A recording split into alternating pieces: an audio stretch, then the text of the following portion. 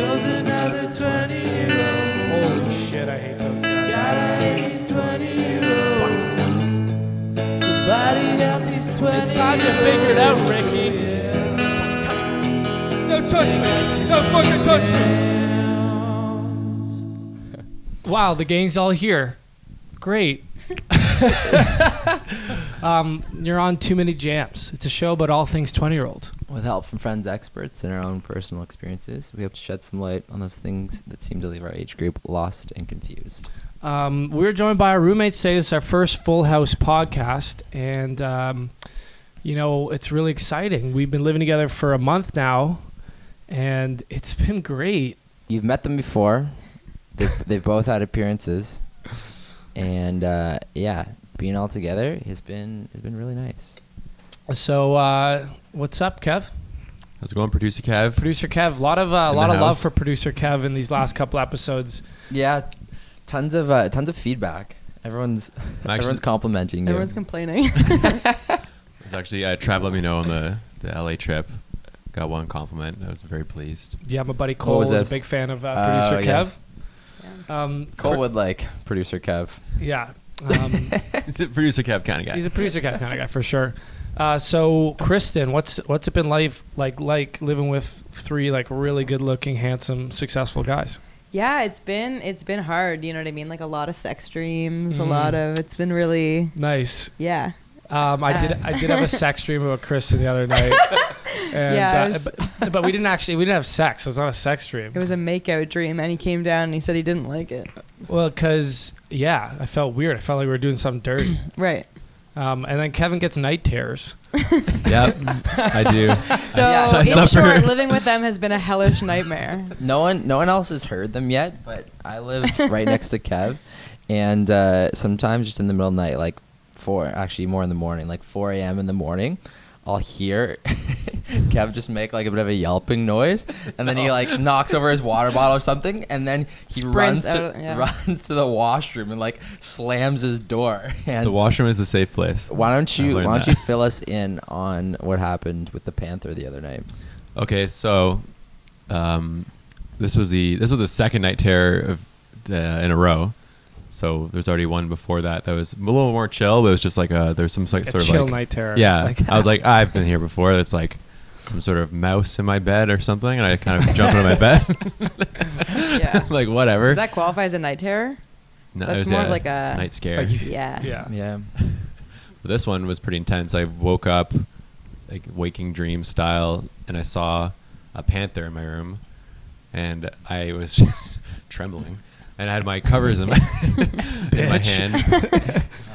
I was quivering. And I didn't say this before, but I think in the dream state, there was someone in my bed with me, maybe like a significant other in this scenario. That's the terrifying part. That's how you should have known it was a dream, right? Because it's like, wait a second. Because you're alone. I'm all alone. Damn, Trav. But so I knew this was like make or break. Like this thing's going to pounce. Like I need to do something, otherwise I'm gonna get attacked by a panther.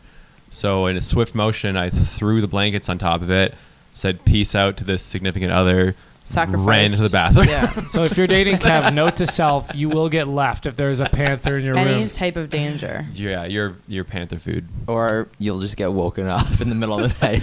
I'm actually so glad Robbie lives next to me. I feel like he gives the least fucks about it. Yeah, it was. You know what? That goes both ways, because I forgot my key the other night. And I'm like, oh, who can I call right now? Like, who can I late annoy? Right now to come let me in. Yeah, Kev's definitely the nicest. Well, definitely. If somebody called me, I'd be like, this is your fault. You'll learn next time. You're outside. Definitely not Kristen, because she's in bed by 9:30. Okay, I knew you were going to fucking bring this up. Also, you didn't even let me answer about how it's like living with you guys, and now I get to actually answer. Okay, dive right in. Okay. No, it's been amazing. We all get along so great. We're having a really good time. I think the sleeping thing is definitely funny for now, because Trav thinks that just because I go to bed early means that no matter what time he's awake, means that it's not his problem because I've been asleep for like 4 hours, even if it's like late. Well, you're like, whatever, you're getting 12 hours of sleep, so fuck you. No. I said doesn't matter. It's still anytime 2 a.m. sub 11:30. Yeah, and I agreed. Yeah, so we're on the same page. Stop then yelling why are we at yelling? me. Yeah, I don't know. All right. Yeah, no, I definitely have. They're a bit more night owl-ish. I used to be like that, like a lot. But lately I've been much more on a regular sleep pattern, if not a little grandma-ish. I think it's probably because... Bitch. Okay, chill. But like Andres goes to sleep so early because he has a condition. He has like a sleep condition where his brain is like... What's it called? Shit.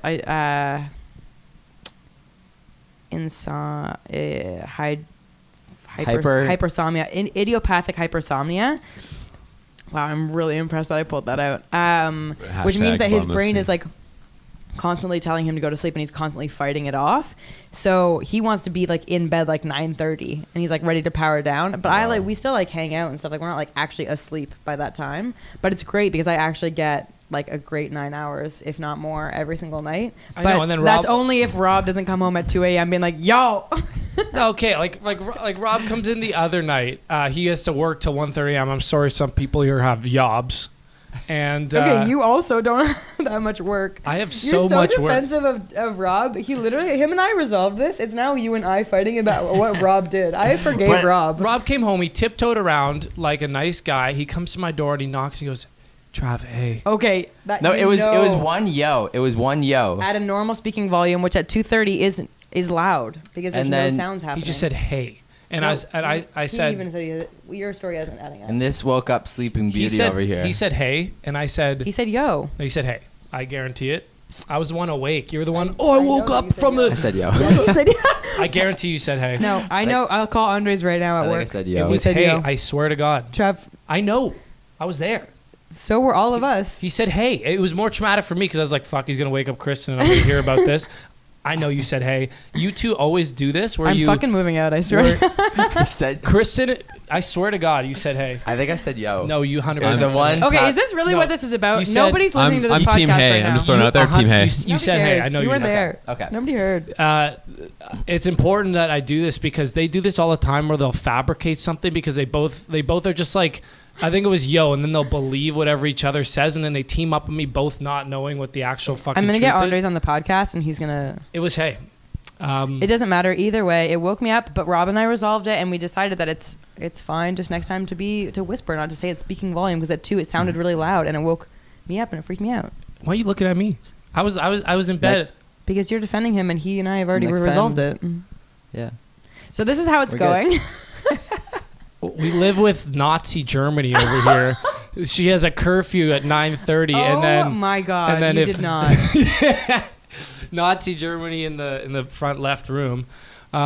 No, what it is, our house has paper walls. Yeah, it has nothing to do with our living situation. It's more the fact that this house is made out of It's the way paper the house is mache. built. It's a really super old house on St. Clair West, and It's got really For- creaky floors. really creaky floors. Like there's just no room for any imagination. Like I can hear Travis fap it every morning, like clear Or as is day. there room for imagination?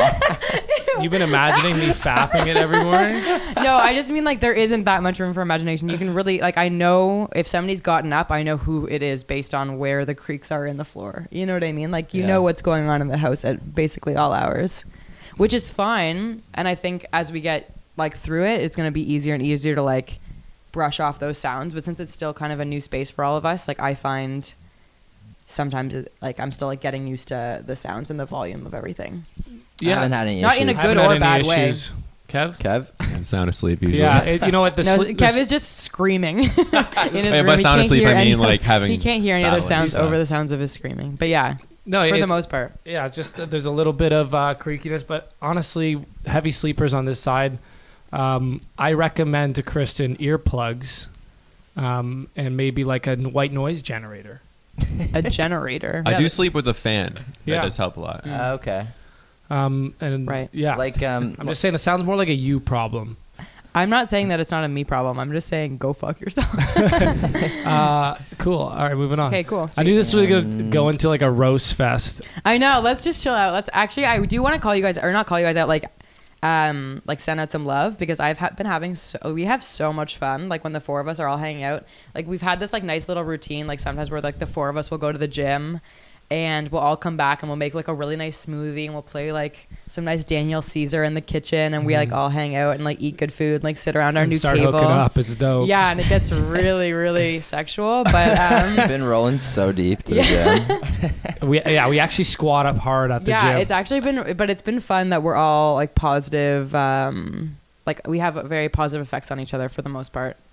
So what do you guys each hope to kind of like get out of, like we all moved out of our place except for our family homes except for Kevin. Kev. With kind of like a goal in mind of what we wanted to get out of living in a space like this. What are you thinking? Well, I've lived in 2 other spaces before. I lived once on like Dover, Corda, and Bloor, and then another time at like Dufferin and Queen. And both of the times I like responded to Facebook ads where it was like either a friend of a friend or like a random sublet thing where I was moving into a place where I didn't know anyone. And I always was really craving after like an experience where I got to live with friends and actually have that like sense of like home. I always felt like I was moving into somebody else's space and was very much like a visitor. Like I was taking over a sublet for a short amount of time or whatever. And I couldn't really like occupy a living space comfortably because people were always already there and like very established. So I really wanted to move out with friends, because I felt like it was like about time. And also you two being quite creative initially, and like also Kev, you're like your background is in like graphic design and stuff like that, right? Or like or coding. UX. A little this, little that, yeah. But I mean like not like not that it matters if you're like an accountant or anything, but like I feel like we all have like creative sides to us. So I was excited for living in a space where we were all going to be able to like collaborate and really be super supportive of each other's like side hustles. Like I obviously really care about like environmentalism and doing that kind of stuff like through social media. And you guys have your band and everyone has like their things. So it was nice. I was excited at the prospect of like being in a space that was supportive of that. So at the end of this 1-year lease, say, where do you kind of like, what are you kind of hoping is flowing from yourself and from us as a group? I hope we still like each other. It's off to a patchy start. I know. I don't know. It's hard to say. I really feel like I'm hoping that we're all at a place where we don't really feel as much in transition. I know we're all very similar in terms of like our financial situations are kind of precarious and we're all kind of going on that like check to check, like scraping by shifts and stuff like that. Like I really hope for all of us, for myself especially, just because it's like I know how broke I am, but like for all of us that we're in a place where whether it's our side hustles or whatever that have kind of manifested into more of like an actual thing, like kind of come to fruition a little bit more, whether it's through your band and through the podcast or through like whatever endeavors I'm trying to get going. I'm hoping to like start selling like environmental products like off of my website and stuff like that and get my Instagram more off the ground. What kind of environmental products? Well, I was actually talking to Eli about it the other day. Like just even if it's like tote bags, I kind of feel like there is this market for people that maybe don't necessarily Shut the fuck up. Oh my God. Sorry. Neighbors. But I feel like there's like a market for people that want to get off the ground with stuff like this, but maybe don't feel like all the like super hippie eco products are for them. So maybe like kind of bridging that gap for people by making cool, almost like not designery products, but like that middle ground where it's like not super expensive, but doesn't necessarily look like it was like made in a field surround. You know what I mean? Like, so I'm hoping to maybe get some of that stuff off the ground in the coming months. And I also make my own like lip balms and like natural products that Your I'm hoping. natural products you make are insane. Do you make? Mm-hmm. Really? I make my own like lip balm, moisturizers, stuff like that. I didn't know that. Yeah. That's cool. So They are pretty good, so watch out. Plug. Yeah. Plug. What's it called? Well, my website is called thegreenergood.net, but it's not on there yet. Greener Good 15 for 15% off. Yeah, She okay. has no I don't have products. a market. I don't have a product And yet. also on that note, we said last podcast that we were setting up a Wrist and Rye discount Did you not code. do that? Didn't do it. So if anyone tried to buy something this last week, Send in a really angry email using a lot of expletives. yeah, absolutely, and dick pics, please. Please. Thank you. It's funny, Kristen. When we were growing up, Kristen was like very anti like capitalism and like not into like all of our ideas were like help, and I'm like, okay, like money.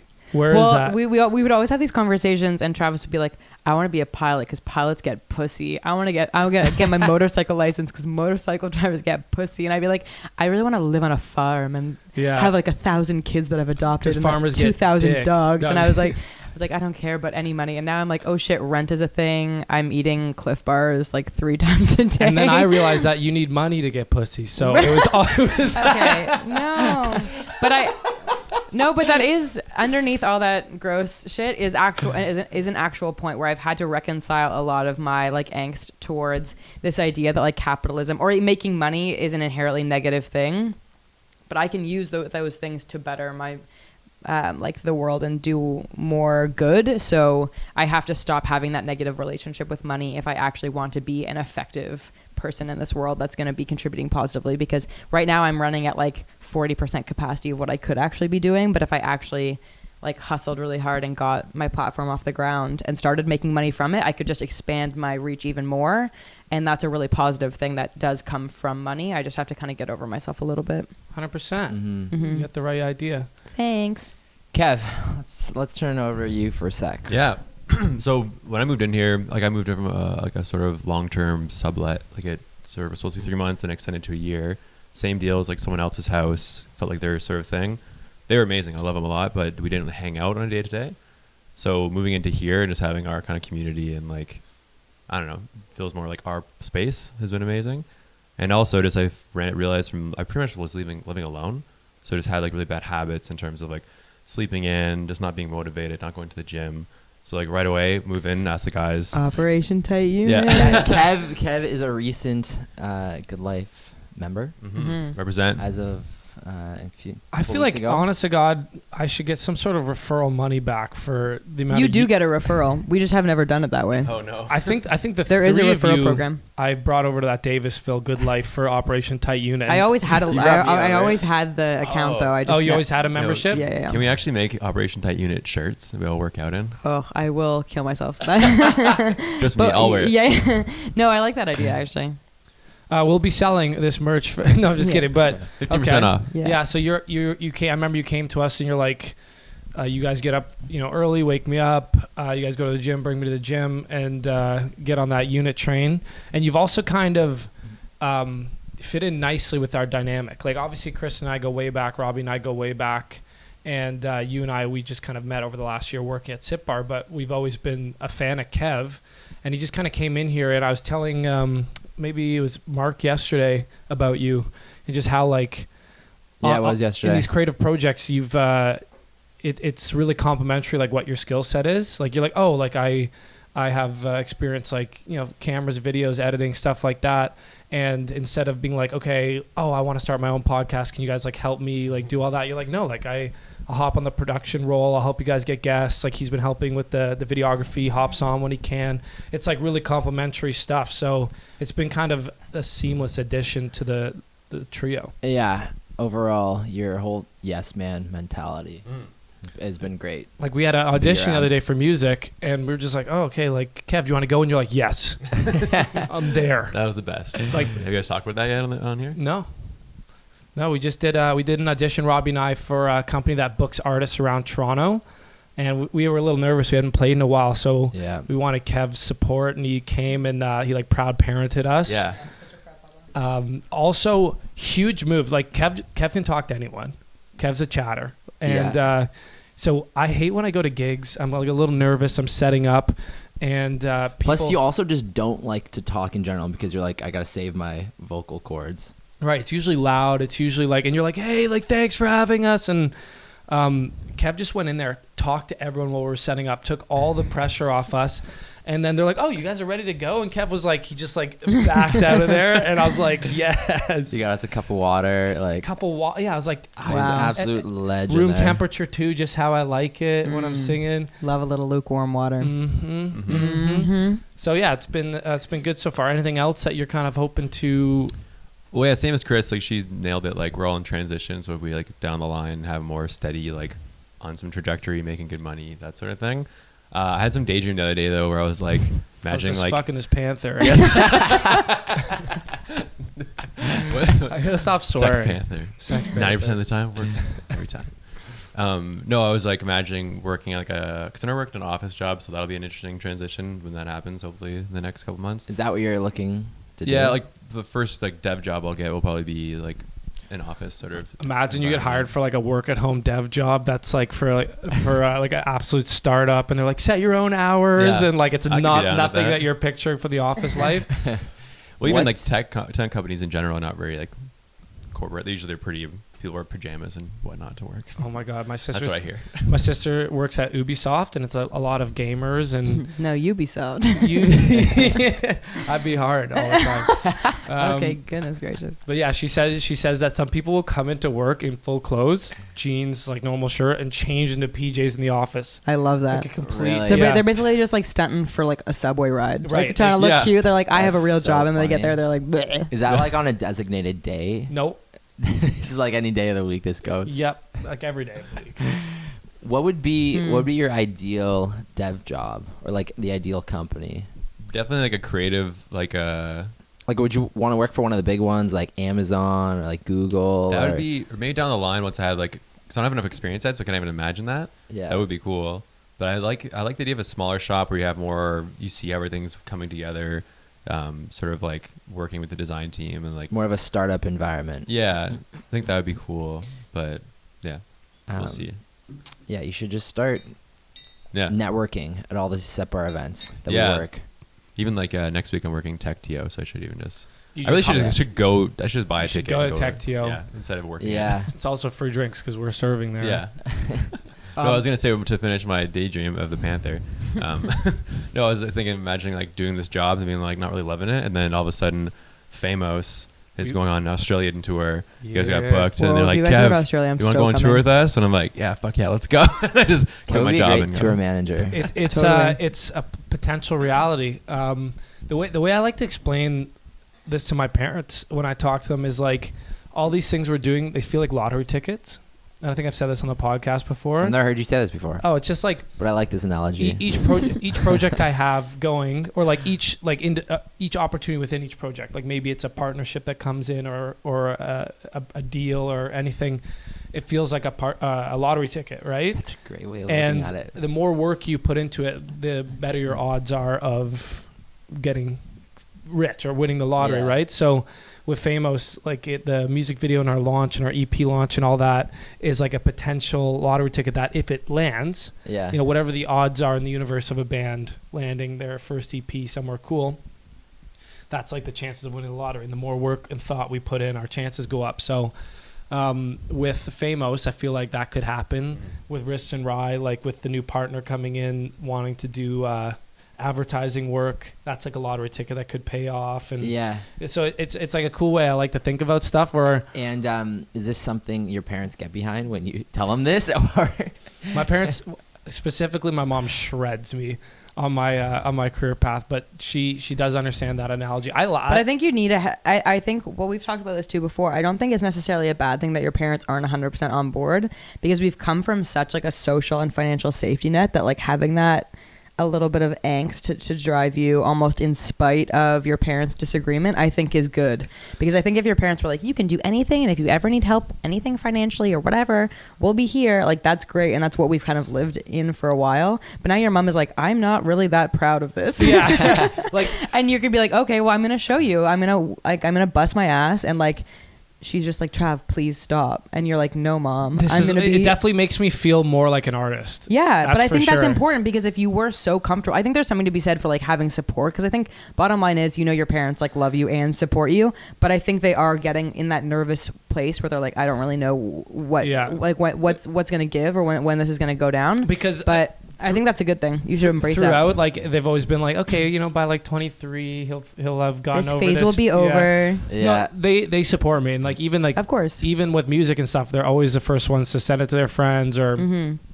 show up, or if I do need money for whatever reason, like they totally support me. And the argument is not about whether or not they will support me whatever I'm doing. It's about to what extent I'm going to follow this dream and how much I'm going to pull on their resources. They're kind of getting a little fed up with that. Yeah, I don't blame them for that. And I part. don't blame them either. But they're definitely getting to the point where at least my mom is like, how realistic is this? Like, I'm not fired up like about this, and I have to fight them on it a lot. Well, they're always balancing that like risk reward, and Yeah. you're just fighting for that. Like, it's going to be worth it. It's going to be worth it. And they're like, when? Which is part of the reason why I wanted to move out, like keep you on this train. So I was living at home, and I came from living on my own in London when I was running my business. I was in a few accelerators for my business. So I was always in this like upbeat environment. I was getting financial funding from the schools to support my business.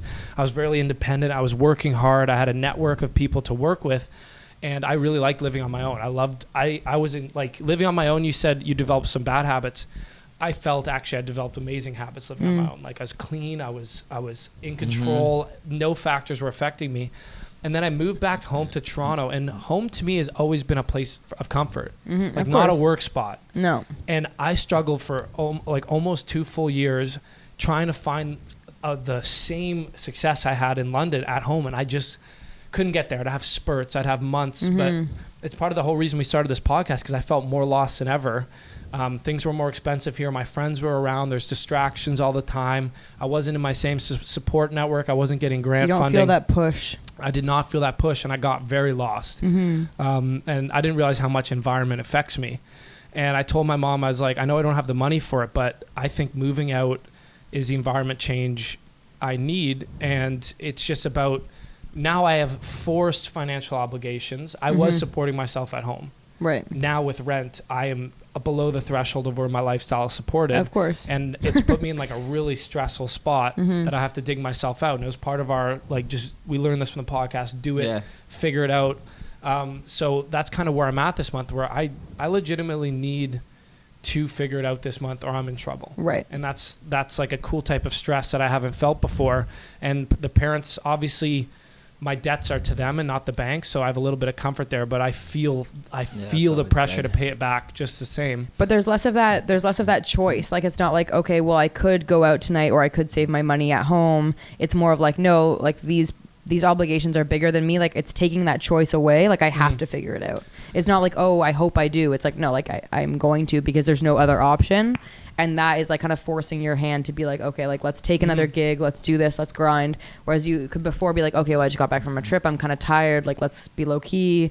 Now you're like, no, sorry, like I actually don't even have the time enough like days in the week, like I have to grind this out. Like that's where I'm at too, where like I booked a trip, not really having the funds to do so. And now I'm like literally just like scrambling, trying to get jobs, like applying for things, like on the phone with like my dad's friends, whatever friend, to just like see what can happen. Whereas before, like maybe like, especially if I was at home, it'd be so easy for like 2 weeks to go by and I'd be like, oh shit, You've spent like $60. I'm like, I've been going to the gym a lot, but I have not done anything like actually forwarding like my development or It's like my crazy. If you path let at all. it, time just flies by. And that's the one thing that I was nervous about moving into this house, because there have been mornings where like we all wake up and we make a pot of coffee and like things move a little bit slowly. Like imagine living, like I'm sure other people do as well, but like your 3 closest friends, like we have a lot of fun together and things don't always move that quickly. Like there's not that same sense of urgency of being like, okay, well, I really want to get this. Like you guys are really great. Like Trav and Robbie kind of sit down in the morning. Trav like brews his yerba mate tea, and they go through like what they want to get accomplished for the day, which I think is awesome. And I'm a big list maker as well, but I think some mornings we do kind of get the better of ourselves and being like, we are just like 4 friends hanging out, and it's really fun. I think like it's hard to be like, oh, I'm gonna push myself out the door right now when everyone's having like this really nice morning all together. But I think it is still positive overwhelmingly. I was having this chat with Kevin, and I was having this chat with Ben when I was in LA, because Ben and all his friends were a very different vibe. So I was like hanging out with these people. They had money. They had like, it was such a different feeling. What's that like? I know, but I just mean like, like they kind of had this like work hard, play hard mentality, which I'm a huge fan of. I was like, that's what I was doing in London. Right. And it was like, you know, nice liquors on the counter where we going tonight. It wasn't like saving money. It was like, I worked hard all week. I earned this. Right. They're all overachievers at their job and work long days. And I saw this like power from it and this like security. And what you'll find when you work at an office, because I've worked corporate before, is society really does give you a lot of, it really rewards you with good feeling when you go on the traditional path. Like when I was wearing my work outfit, my suit on the subway, or all of our institutions are based around like rewarding that kind of model of living, and it definitely like makes you feel like a productive part of society. Like, look at me fucking go. I know, actually, and you get a lot of that feeling, and I saw with these guys, and I was thinking about this house and how we get along and we can live together very easily because we're all so chill and we're all on a similar life path. But it can be a negative when those days when you don't want to work hard, we're the most forgiving for each other. Totally. We're like, yeah, I could chill out and watch. Yeah. Let's something. go to the gym in You 3 don't have a hours. boss. Oh, actually, no, I got to You go don't have a out. Okay, boss, no like, gym. breathing down your back. Totally. Or Or if you don't show up for one day of the week. Right. And that makes it... It can reinforce itself positively or negatively. And I think... We got to get ahead of it is all. We have to get ahead of it. And I think we all are like very good at keeping each other accountable as well. I don't know, because I was wrestling with this the other day because I've been on the job hunt for a few months now, really thinking that like this is my time where I'm actually going to keep my head down and either pursue my own personal things. But I think with the financial situation that I'm in, I'm going to have to take another job in the meantime. But I have gotten a few job offers from places that are like, we'll pay this and like not great, like kind of a starter salary. Like you can work in an office. It's not like a job that I'd be good at, or like not. I could definitely be good at it, but I wouldn't be really that into it. Like one was very sales oriented, one's very marketing oriented. Like I went to school for international development. Like those aren't my backgrounds at all. How do you develop internationals? We can get into that. But I've been wrestling with the fact that I've sent those emails being like, thank you very much, but like I am going to pursue like another path, and then getting rejection emails from jobs that I've actually really wanted. And it's hard because you get kind of, you're like, wait, am I messing this up? Should I just take an entry level office job and get like a few paychecks where I'm actually like knowing how much money is going to come in every week? Or do I keep persisting with this and actually just like, because it feels like this is the right thing to do. Like for me, this feels aligned with my values, like living this way. But then it's also like, wait, is that just me being lazy? And then, but also you take one of these jobs, entry level, something you're not interested in, you realize how much time that takes out of your week. Yeah. And how much energy, and then I just don't know what value I want to place on money from your own personal interests that you have. I just think I have too many hours in the week right now currently because it's so easy. Nice. First call in? Who is it? It's your mom. Oh, it's my mom. I was going to say, I can't remember now. Oh yeah, I was going to say right now I think I have just like too many hours in the week where, you know, when you have like a really busy week, but then you have like a Thursday off or something and you're like, hey, Thursday I'm going to get all this done because I know that this is my one day off. I have like 4 of those. So it's really difficult to be like, okay, I want to post, like, I know like planning out Instagrams or whatever, but like for this like side project where I want to get people really kind of involved in environmental work and like inspired by it, I need to be more consistent with my posting and like getting on my website and stuff like that. But having so many days in the week, I almost like I'm way more you'd think I'd be like all over it, but I have almost too much time. Unfortunately, and it's too bad. From doing both, I know that the solution isn't either. Like, right. If you start to work more, you don't just all of a sudden get in control of your life and then use that time wisely. No. I see it on both sides. Our friends at work, Ben in specific, his big argument all the time when we get on the phone is, I don't have any time. I have no energy at the end. And then, so it's like, the solution really always boils down to your own self-control, right? No matter which way you take it. So that's why I've stopped kind of stressing as much about whether that's going to affect my success or not. And I'm just finding things that cover my needs. So right now I need money. So I could get a job bartending or whatever to cover the cash. But I was like, you know what? Why not shoot for something cool that can benefit stuff in the creative space and maybe learn and have a job that's part-time, like somewhere in between. Like I think balance is everything. Yeah, so I like that. If I can get a job at an agency that does, some sort of film or music, like sound production or something like that. Yeah, anything in that area where I can put in my 20, 30 hours a week. And yeah, it's going to push stuff out of the way, but I'm not working the 60, 70 hours that maybe I was before when I was working full-time corporate. And finding that balance where you still have the freedom to work on your self-control, because the reason why there's not a lot of entrepreneurs is self-control. It's really just that's what it boils down to. They can't be their own boss. And I know I can because I've done it before, but I know how affected I am by my environment. And it was sitting here and talking about what this house and how chill it is. I really want to, it's like I want to get you guys all on my page to like help me out. You know what I mean? Yeah, 'cause for me, you are that guy. You're like the motivator guy, Mhm. but you don't have that for yourself here. It's like- Right. Like I need it. I need it in return. I'm very like reactive to stuff like that. And if I'm around a lot of chilling, I chill. Mhm. And I can still kind of dig myself out, as you say, and like be the guy that's hustling a lot. But it's a consistency. That's what my environment affects is consistency. That's why at home it was in short bursts, and then I would like go back to whatever. So doing these morning meetings and maybe getting ahead of it and getting us all at least on a place where we can communicate what we want to do and hold each other accountable, I think it'll be a great start. But I always wonder like what it would be like to work with just like, or sorry, to live with just one of those crazy people that are just like one of those like mega entrepreneur, like up at 5:30, like back. Like I just worked out. I just did like my taxes. Three weeks worth of meals. Like And like working at home, like And, on like, a similar schedule as us, except with that sort of crazy mindset. Yeah, I always wonder like if it Mm. would affect you, but at the same point, we always come back to, will getting that job change your life? Well, it really always boils down to yourself. Totally. what you That's actually a make of podcast it. that I was listening to. It was talking about how like it is so mental, and I think I agree with what the podcast was saying, and I don't. They were saying basically like your ability to like be present and actually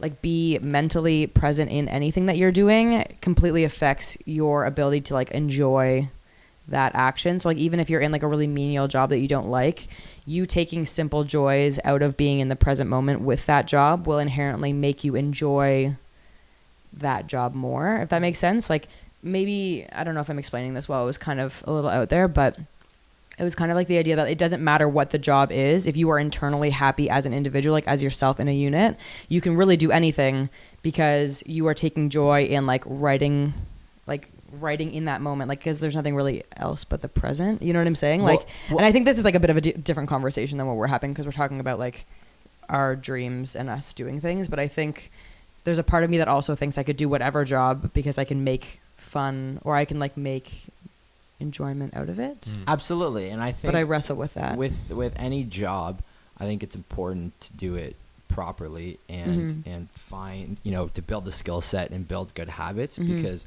I find that translates into anything you do Right. outside of that. I've always Yeah. struggled with that too because there's two philosophies. There's like the one that we kind of got brought up on, like, oh, follow your dreams. Like, what do you want to do with your life? You have all these options, kind of. What's your purpose? Yeah, like what's your one thing? But then the other one I've heard is like, oh no, you just like doing work in itself is a good thing. Like no one loves their job. You just do it well, and then through just almost like doing that, you end up being like feeling good, kind Like of thing. fulfilled. Like that one Yeah. guy who does, I forget his name, Dirty Jobs. Mike Rowe. Yeah, he did this TED talk about just doing work and how like all these people he met through like the blue collar, that kind of thing. Like they're Right. really happy people doing true. these shit jobs. Yeah. But they're like just doing work is good for you. Kind of. I think it's hard because I don't think there is ever like a one size fits all with things like that. Like I was having a conversation with my dad and my brother yesterday. My brother's not super stoked on his job right now. It's like his second kind of office job. He doesn't like the location. He like whatever. And it is that kind of older school mentality where my dad's like, well, not everyone likes their jobs. So you know what? Just keep on working, get that work, get that experience. I'm over here being like, start looking for another job. Like, Shocker, another 20-year-old No, at but an entry-level job doesn't like no, what I they're understand, doing. and I know it's like such a tiring trope, but I was just being like I guess I'm also biased because like I care about my brother so much, and I want to see him happy, and I don't like seeing his mental health kind of like affected by how crappy his work environment is.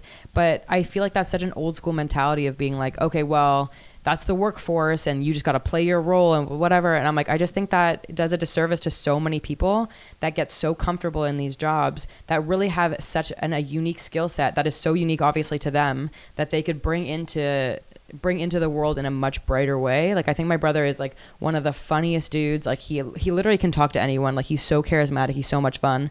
And then he has to drag his feet going into an office job every day that he doesn't really like that much. And I'm like, that's to me is a bit of a shame because I would love to see him in a role where he actually could use his skill sets and like not be running to his car at the end of the day to get away from what sounds like a really not healthy work environment. And I feel like that happens a lot. Like even with my dad, he got into the workforce through like his dad's friend or whatever into like a tech company. And now however many years later, he's still in that field. And I don't know. he has built an incredible life outside of work, but he's never been one of those people. He always made jokes. Like even like a year ago, he's like, I still don't know what I want to be when I grow up. You know what I mean? That's like hilarious. Yeah. And I'm like, I respect so much that he's grinded away and like built this life for my family. Like we go on trips together, and it's like, I never grew up wanting for anything. And I think there's something really, really respectable and noble about that. And that's what a lot of my family has done. But I think there is something just as respectable about grinding. Period, totally. I agree with that as well. But I think there is that like dissection in the workforce where people are either like, you should really follow what you love. And like, that's what is going to bring you into like your greatest kind of self and like what you're going to contribute, or you just grind away and you make the other stuff happen on the weekend. I think the answer is in between. Like that's my whole thing, has been balance. I talked to my parents about it, because they tell me about their lives and stuff like that. And at their time period, the whole point of this podcast, this Too Many Jams thing, comes from the fact that we are a different generation. Mm-hmm. They grew up, you need money, their job opportunities. They didn't have social media to see someone that's making money eating pickles on YouTube to fuck with their like, I could honestly. do anything mentality. There's literally a YouTube channel that is just, it's called like squirting mustard. Exactly. It's just mustard getting that squirted guy on probably different makes objects. $10,000 a month squirting mustard. Easily, yeah. Or how about the one we were watching last night, Kev, where this girl, she's a pastry chef, and she tries to remake all of these chocolate like bars. classic Chocolate I've seen bars. So these are people making money doing all this stuff. And then Mm-hmm. you see on Instagram thousands of people that have weird, cool jobs. Very unique to them. Very for the unique most to part. them. And you go, oh shit, I could be anything. The difference for those people is they're obviously, every job sucks. No matter what you do, there's bad aspects to it. Right. Even if you work for yourself. Of course. Badass. And they're showing just the best parts of their job and stuff, which is different from the workforce, because the workforce people, they don't need that social validation because they already have it from society. So they come out and they tell us the worst parts about their days. Right. So somewhere in between is the truth of the matter, and that working for yourself is great and all, but these are all the negatives that we're talking about. Mm-hmm. And working for a company is great and all, but because you don't need social validation, a lot of people often share the negative sides and can't get control of their attitudes about it.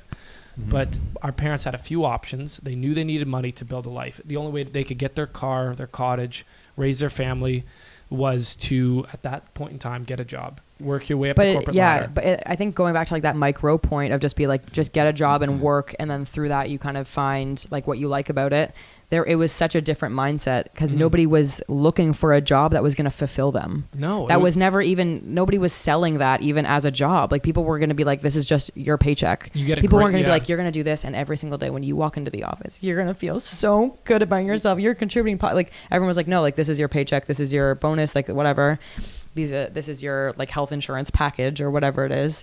That was never being sold to anyone, so nobody was looking for it as a requirement. Now it's almost like you get a job as a barista and they're like, this is the etiquette, like this is how you're going to contribute. You know what I mean? Like it's almost sold to every job. So I don't know, it's so strange now. It's so different. I also think that their generation, it was more long-term thinking. Totally. You know, like you get a job and then you settle into that, and you know, it's like you work up the ladder. like 20 years Yeah. go by, and it's like you get to the places you want to be within that company.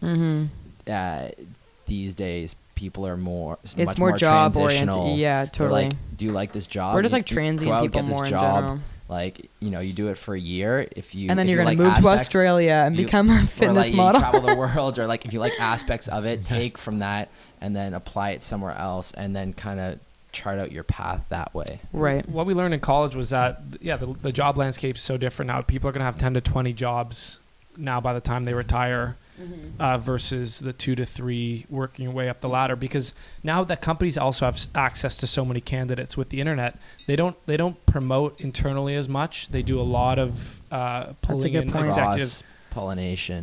Cross-pollination. Hey, I love that. No, so like there's all these changes that we have to navigate as the new generation facing technology coming through. There was a few generations before us that were kind of on the butt end of it, where they made it through without this insane like feeling that we have, whereas we're caught in the absolute thick of it, like in the muck, have to figure it out. What's why we do this podcast. We want to figure it out. What is the answer? We don't know. So the only way to figure it out is to try it. So definitely out of this year, I want to find that balance. What is the way that I can kind of get what I need from society, and society from me, also have this lifestyle and dream pursuing that social media show me that I can do, and we'll figure it out. And I'm hoping that living in this house, the financial pressure, the working proximity with creative people, the fact that we all are dealing with the struggle in our own way can weigh in on it, and we can figure out a way. If the four of us can achieve what we want to at the end of this year, being financially self-sufficient, doing what we want, then I think we've had a fucking amazing year, and we've figured out something really special. So it's kind of an experiment. I think that's well said. So we all got to be accountability buddies for each other, because I think we don't want to get into that. Like we definitely, I want to get more into that work hard, play hard. Like I want us to be able to chill at the end of our week, knowing that we're chilling because we just hustled all week, not because we just took some edibles and we want to watch a movie for the third time today. Celebrating, not escaping. Like that's totally. I love that. So this is the first episode as a house, and we can update on this as we go, but we'll figure it out. We'll figure out a way that four creative people can become fucking dope, rich ass. And to be honest, we don't have much of another choice. We have to figure it out because rent is due. Yeah. There's not really an option here. We will figure it out. We will figure it out. And anything else, Dad? No. I think that's a good way to finish it off. Just want to say love you guys. Love you too. you. Right back at you. We all just start making out. What's that? We all just start making out. I love you, man. Our handshakes to our house handshakes. The orgy will be on YouTube. Yes, tune into our YouTube for the orgy. We're all actually naked right now. I'm the camera person. And for those people, I will put the Wrist and Rye coupon in there now. This whole podcast, our whole lifestyle is basically sponsored by Wrist and Rye. It's how I've been able to do anything creative for the last couple years. And if you're looking for a box spring, we have a double box spring. It's a twin. It's a twin. Please message us ASAP, because Travis has yet to get it out of our dining room. Yes. And on that note, we will see you next Tuesday. Open up the champagne, pop. It's my house, come on, turn it up. Hear a knock on the door and the night begins. Cause we've done this before, so you come on in. Make yourself at my home, tell me where you been. Pour yourself something cold.